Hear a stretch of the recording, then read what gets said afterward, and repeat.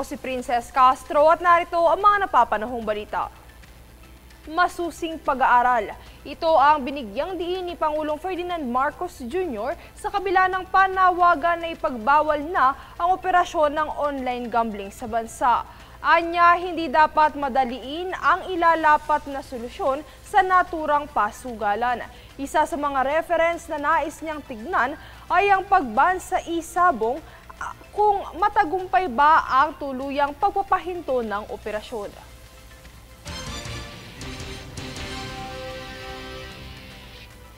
Itinaas sa Alert Level 1 ng Philippine Institute of Volcanology and Seismology at Department of Science and Technology ang Bulkang Bulusan ngayong Sabado. Ito ay bunsod ng bahagyang pagkaaktibo ng bulkan at kasalukuyang pamamaga kung saan nagkaroon ito ng 2 volcanic earthquakes ngayong araw at sinundan ng pagbuga ng 64 na toneladang asupre. Naitala rin ang higit 50 metrong taas na plume sa bulkan na napadpad sa Hilagang Silangan.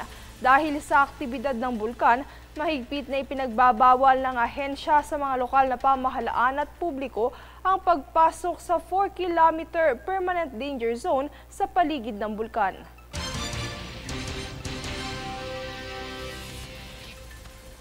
Samantala, naiulat kamakailan ang mga kabataan na nakaranas ng sintomas ng seizure gaya ng hindi kontroladong paggalaw ng katawan matapos humithit ng tuklaw cigarettes.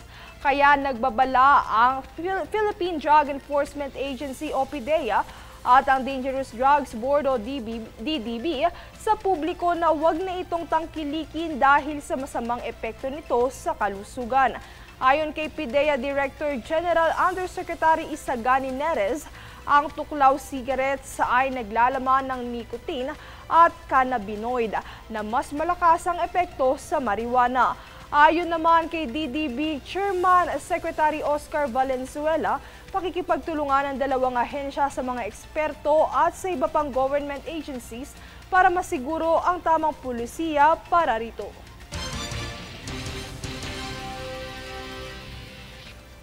Kami ang boses ng pagbabago. Ako si Princess Castro at ito ang News Force. Sa ulo ng mga balita, Senado, inarchive na ang impeachment case ni VP Sara. Increase sa salary subsidy ng mga guro, aprobado na ng DepEd.